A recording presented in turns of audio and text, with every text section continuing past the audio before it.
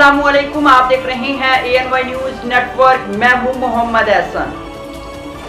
Bulletin में सबसे पहले खबर शामिल करते हैं साहिवाल से। डिस्ट्रिक्ट रिपोर्टर मोहम्मद रमज़ान गुज्जर की रिपोर्ट के मुताबिक साहिवाल चक नंबर 132 9L में एक बहुत ही दिलखराश वाक़या पेश आया।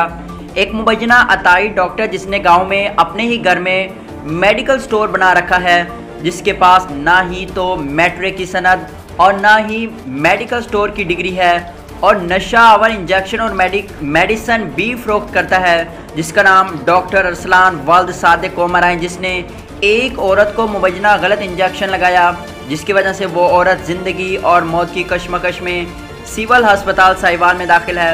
हमारी कमिश्नर साहिवाल, DCO साहिवाल और EDO हेल्थ से अपील है कि सताई डॉक्टर के खिलाफ सख्त से सख्त कार्रवाई की जाए और इसके मेडिकल स्टोर को फौरी तौर पर सील किया जाए और इसकी इंक्वायरी कराई जाए।